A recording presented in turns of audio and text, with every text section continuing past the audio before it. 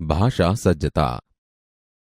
બાળ દોસ્તો, અગાઉના એકમોમાં આપણે વિશેષણના કેટલાક પ્રકારો વિશે શીખી ગયા. આજે આપણે વધુ એક પ્રકાર પ્રશ્નવાચક વિશેષણ વિશે શીખીએ. હવે અહીં આપેલા વાક્યો વાંચો. પહેલું વાક્ય છે, હું ખોટો નથી એ કેમ સિદ્ધ કરું? બીજું વાક્ય છે, તેણે શી વાત કરી? ત્રીજું વાક્ય છે, મારે શું કામ કરવાનું છે?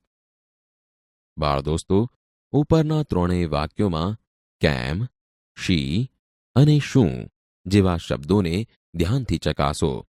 તમે તરત જ કહેશો કે આ ત્રણેય શબ્દો દ્વારા પ્રશ્ન પૂછીને નામ સર્વનામના અર્થમાં કશીક વિશેષતા પ્રગટ થઈ છે. અહીં તમે જોશો કે પ્રથમ વાક્યમાં કેમ શબ્દ દ્વારા પ્રશ્ન પૂછીને હું એ સર્વનામના અર્થમાં કશીક વિશેષતા પ્રગટ થાય છે.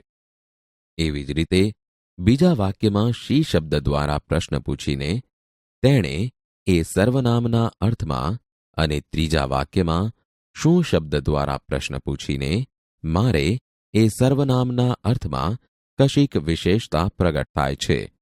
આમ આવા વિશેષણો પ્રશ્નવાચક પ્રકારના વિશેષણ છે. બાળ દોસ્તો, આપણે અગાઉના એકમોમાં કયા કયા વિશેષણો શીખી ગયા છીએ તેની નોંધ કરો.